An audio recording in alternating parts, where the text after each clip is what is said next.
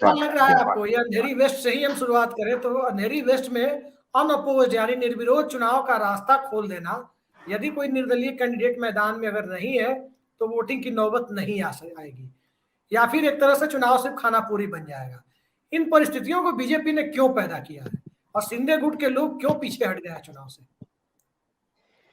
देखिए, पहले दिन से जब ये एक नाथ शिंदे गुट का विद्रोह हुआ और उसके बाद असली शिवसेना, ओरिजिनल शिवसेना किसकी है, क्या है, इसके बाद जहां जहां भी मैंने जाया, अपने साथ भी आपके डिस्कशन में भी मैंने कई बार कहा कि उद्धव ठाकरे की शिवसेना के साथ ही जनमानस है, मात्र विधायक या सांसद साथ होने से शिवसेना नहीं होती।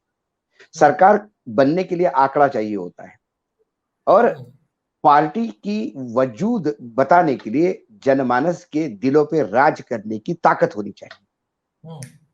आप सरकार में होते हैं तो सरकार की ताकत, आपको अधिकारियों की ताकत, सरकार की ताकत, पैसे की ताकत, ये कई चीजें हैं जो आपको कई जगह पे ऊपर वो अपर हैंड देती है। लेकिन जब चुनाव होते हैं सामने, तब दूध का दूध पानी का पानी हो जाता है और हर आदमी अपने औकात पे आता है। सबसे पहले रमेश लटके जी का जब निधन हुआ दुबई में हार्ट अटैक से, तब शिवसेना में दो फाड़ नहीं हुए थे। महाविकास आघाड़ी की सरकार थी। उनके निधन के बाद सरकार गिर गई, उद्धव जी का इस्तीफा हुआ, एक नाथ शिंदे जी ने शपथ ली, नई शिवसेना बनाई।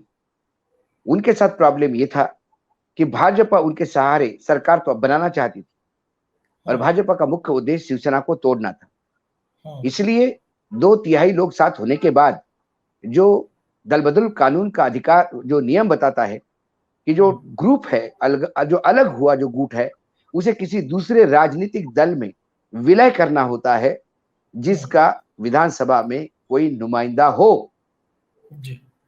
ऐसे में सीधी बात तो ये बनती कि एक नाथ शिंदे गुट विलय कर लेता, सरकार बना लेता, मामला शांत होता। लेकिन क्योंकि शिवसेना को समाप्त करना था तो आपने पहले विधायक और कुछ सांसद बांट लिए, सरकार बना ली। अब बात आई शिवसेना का नाम और शिवसेना का चिन्ह। अब धनुष्यबाण किसी भी हालत में आपको शिवसेना से अलग करना था। केंद्र सरकार में बीजेपी बैठी हुई है। आजकल सारी संस्थाएं कैसी बीजेपी के सरकार, केंद्र सरकार के सामने मुजरा कर रही है, ये भी आप देख रहे हैं। ऐसे में होना वही था, सिंबल भी गायब हो गया। अब दो शिवसेना हो गई, बाळा साहेबांची शिवसेना और शिवसेना उद्धव बाळा साहब ठाकरे। अब उसी दौरान ये बाई इलेक्शन आ गया। लटके साहब की मृत्यु महाविकास आघाड़ी के समय हुई और उपचुनाव तब हो रहा है जब शिवसेना में दो फाड़ हुए। अब ये जगह थी प्रदर्शन करने की कि असली शिवसेना किसकी।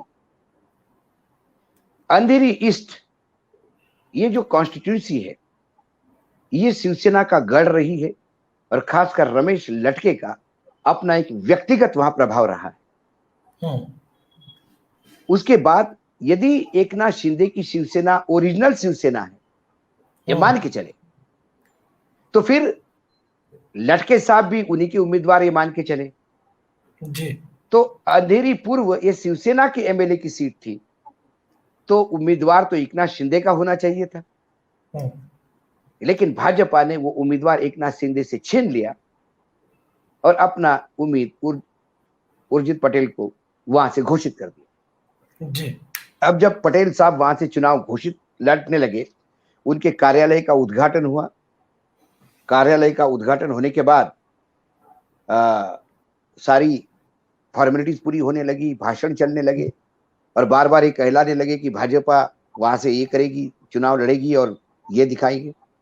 लेकिन इस पटेल साहब की उम्मीदवारी घोषित होने के पहले, मैं थोड़ा सीक्वेंस ध्यान से सुनिएगा। जी जी।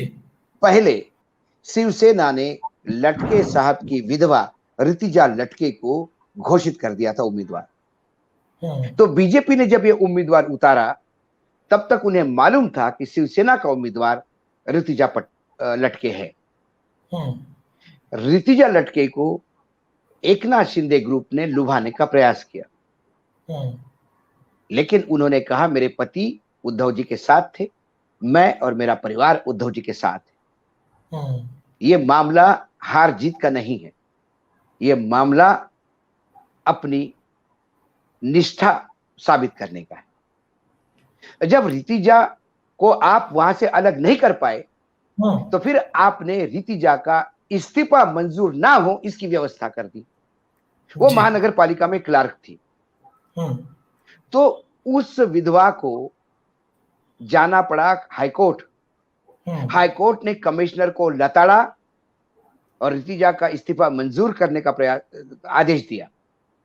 उसके बाद और घिनौना काम हुआ, रमेश लटके की विधवा रितिजा लटके पर भ्रष्टाचार के आरोप लगाए गए और कहा गया कि इनके ऊपर भ्रष्टाचार के आरोप है, इंक्वायरी होनी है, इनका इस्तीफा कैसा मंजूर करें। लेकिन फिर भी कोर्ट के डर से इस्तीफा तो मंजूर हो गया। अब भाजपा को यह बात तय हो गई कि अब मुकाबला होना तय है।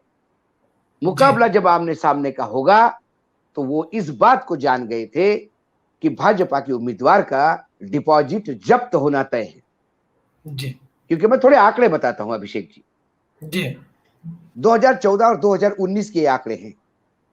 2014 में भाजपा, सेना, राष्ट्रवादी कांग्रेस, कांग्रेस,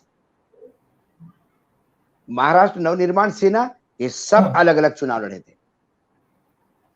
तब अंधेरी में क्या हुआ, आंकड़े बताता हूं। 2014 में रमेश लटके जी को 52,817 वोट मिले जी। बीजेपी के सुनील यादव को 47,929 वोट मिले दूसरे नंबर पे।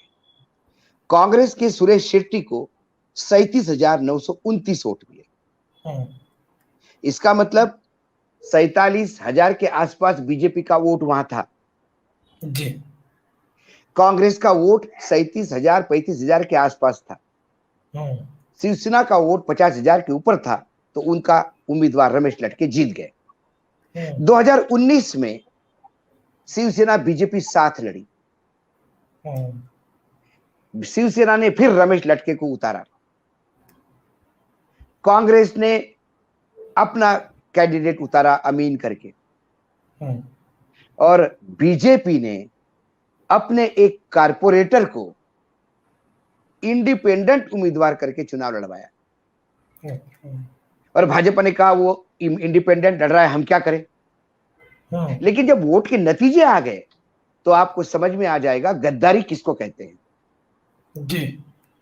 लटके साहब को 62,773 वोट मिले, पिछले चुनाव से 10,000 ज्यादा। बीजेपी के मुराजी पटेल को 45,808 वोट मिले। इसका मतलब बीजेपी का पूरा वोट जो था 47,000 के आसपास वाला जी, वो इंडिपेंडेंट मुराजी पटेल को ट्रांसफर हुआ, पटेल को नहीं हुआ। फिर आप पूछोगे पटेल को तो 62 मिले थे, मुझे 52 मिले थे, ये 62 कैसे हुए।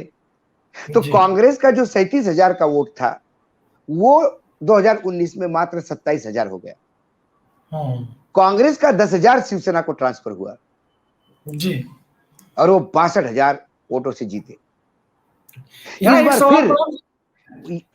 इस बार फिर उसी मुराजी पटेल को, जिसने पार्टी की आदेश को न मानते हुए इंडिपेंडेंट चुनाव लड़ा, ऐसे वो कहते थे तब जी, इस बार उम्मीदवार उठा रहा। लेकिन जब रितिजा पटेल के प्रति लोगों का आदर,